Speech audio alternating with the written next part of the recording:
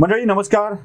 महाराष्ट्राच्या विधानसभेचं अधिवेशन अध्यक्षाविनाच पार पाडलं, तसं ते मुख्यमंत्र्याविनाही पार पडलेलं आहे. पण अध्यक्षांची निवडणूक घेण्याचा अट्टहास सत्ताधारी पक्षाच्या वतीनं करण्यात आला होता आणि राज्यपालांच्या सूचनेनुसार ते या अधिवेशनामध्ये अध्यक्षांची निवड करणं टाळलं गेलंय. या निवडीच्या टळल्यानंतर बऱ्याच चर्चा जोरदार सुरू आहेत.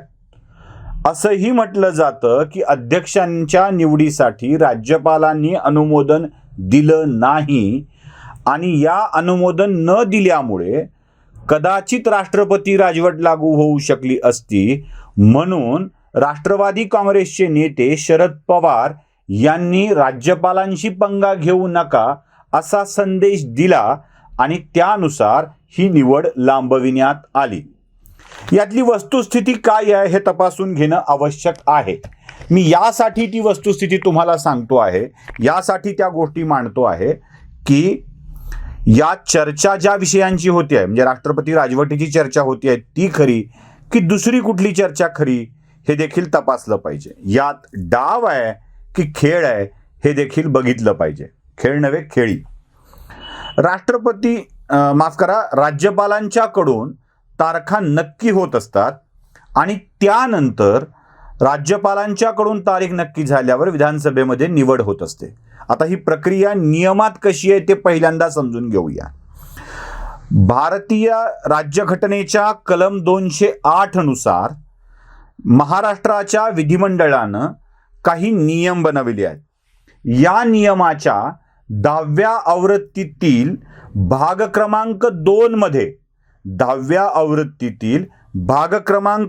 मध्ये नियम 6 नुसार या विधानसभा अध्यक्षांची निवड कशी घ्यावी याविषयीची सविस्तर माहिती दिलेली आहे. 10व्या आवृत्तीच्या भाग क्रमांक 2 मधील नियम क्रमांक 6 मधलं नियम, त्यातला क्रमांक 1 चा नियम असा आहे, विधानसभा अध्यक्षांच्या निवडीची तारीख ही राज्यपालांनी घोषित करायची असते. म्हणजे पहिल्यांदा ती राज्यपालांना घोषित करण्याचा अधिकार आहे. दुसरा नियम असा आहे की आमदारकीची शपथ घेतलेल्या व्यक्तीच्या मधून ही निवड करायची आहे. त्यासाठी सूचक आणि अनुमोदक हे आमदारकीची शपथ घेतलेले व्यक्तीच असतील, म्हणजे विधानसभेचे सदस्यच असतील. आता यामध्ये निवडणुकीसाठी एकापेक्षा अधिक अर्ज आल्यावर काय करायचं आहे हे पण सांगितलंय.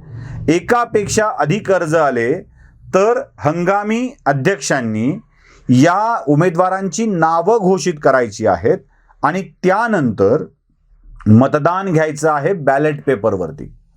म्हणजे बॅलेट हा शब्द त्यात आलेला आहे, मतपत्रिकेच्या आधारे मतदान घ्यायचं आहे हा स्पष्ट उल्लेख नियम क्रमांक 3 मध्ये आहे. हा नियम क्रमांक 3 नियम 6चा उपनियम मधला नियम आहे. हा नियम 6 भारतीय विधिमंडळ कायद्याच्या 10व्या आवृत्तीतला कायदा आहे आणि हा कायदा भारतीय राज्यघटनेच्या 208व्या कलमानुसार आहे. म्हणजे नियमानुसार राज्यपालांनी तारीख घोषित करायची आहे आणि महत्वाचा मुद्दा आहे तो म्हणजे बॅलेट पेपरवर मतदान घ्यायचं आहे. त्यामुळं राज्यपालांनी अशा स्वरूपाच्या बदलाला आणि आवाजी मतदानानं मतदान घ्यायला नकार दिला असेल, कारण राज्यपालांनी त्या लिफाफाबंद पत्रात काय लिहिलंय हे कोणालाच माहीत नाही. आता पत्र लिफाफाबंद असल्यामुळं वेगवेगळ्या चर्चा सुरू झाल्या आणि त्यात राज्यपालांशी संघर्ष टाळण्यासाठी राज्यात राष्ट्रपती राजवट लागू होऊ शकते म्हणून मग शरद पवारांनी मध्यस्थी केली आणि शरद पवारांच्या सांगण्यावरून ही निवडणूक अर्थसंकल्पीय अधिवेशनापर्यंत पुढे ढकलली गेली. आता अर्थसंकल्पीय अधिवेशनात व्यवस्थित नियमात बदल करून आवाजी मतदानानंच मतदान घ्यायचं अशा स्वरूपाच्या चर्चा बातम्या माध्यमातून ऐकायला मिळत आहेत. आता शरद पवारांची मध्यस्थी यात आल्यामुळे पवार नीती महाराष्ट्रामध्ये अशी आहे की त्याला गोबोगामा करणे म्हणतात. गोबोगामाचा अर्थ कधीतरी समजावून सांगेल, मला असंसदीय शब्दांचा उल्लेख इथे करायचा नाही आहे. तर हा जो गोबोगामा करायची सवय पवारांना आहे, पवार नीती आहे, त्या पवार नीतीनुसार गोड बोलून काटा काढण्याची जी पद्धत पवारांची आहे त्याच पद्धतीत हे घडतंय का असाही प्रश्न मला पडतोय.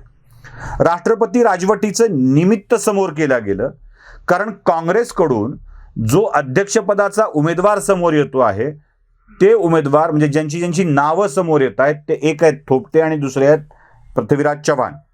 थोपटे पुण्याचे आहेत, पृथ्वीराज चव्हाण पवारांशी अजिबात सख्य नाही आहे. म्हणजे धोरण लकवा झालाय का, फायली क्लिअर करताना हाताला लकवा मारलेला असतो का, अशा टीका पवारांनी करून पृथ्वीराज चव्हाणांचं सरकार निवडणुकीच्या आधी महिनाभर पाडलं होतं आणि राज्यात राष्ट्रपती राजवट लागू केलेली होती. हे विसरून चालणार नाही.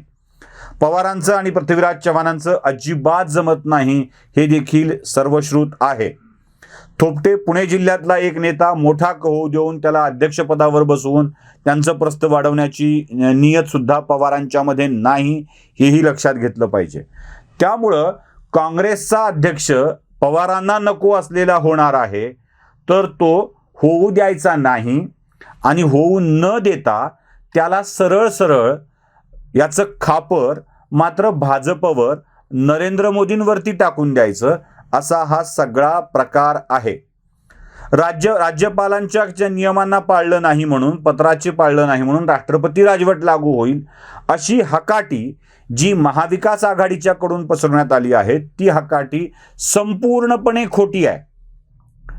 आणि ती यासाठी पसरवली गेली आहे की पवारांची सुप्त इच्छा समोर येता कामा नये. पृथ्वीराज चव्हाण किंवा थोपटे या दोघांनाही अध्यक्ष होऊ देणं पवारांच्या मनात नाही. आणि त्याचमुळं पाहुण्याच्या काठीने साप मरतो आहे तर मरू देत म्हणून पवारांनी ही निवडणूकच लांबणीवर टाकण्याचं ठरवलं. यात पवारांचे दोन हेतू साध्य झाले. एक, नको असलेला माणूस अध्यक्ष होणं टळलं आणि दुसरं म्हणजे याचं खापर देखील केंद्र सरकारवरती, राज्यपालांवरती फोडायसाठीचं एक निमित्त देण्यात आलं. आता काही लोक राष्ट्रपती राजवट लागू होऊ शकली असती, ती भीती वाटली वगैरे, भीती वगैरे काही वाटलेली नाही आहे.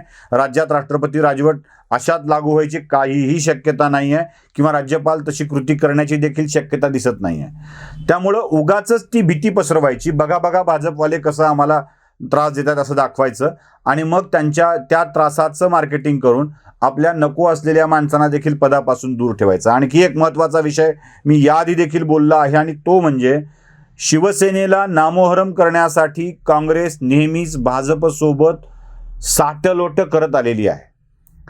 विधान परिषदेच्या निवडणुकीत तुम्ही बघा, काँग्रेसची आमदार बिनविरोध निवडून आली, मग मुंबईतला असो की कोल्हापूरचा असो, पण जिथे शिवसेना उभी होती तिथे मात्र लढत द्यावी लागली आणि शिवसेनेला पराभव पत्करावा लागला.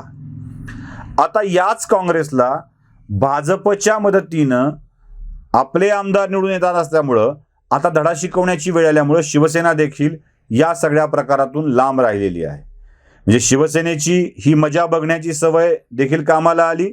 राष्ट्रवादीचा हेतू पूर्ण झाला, पवार साहेबांचा हेतू पूर्ण झाला आणि खापर मात्र भाजपवर फुटलं.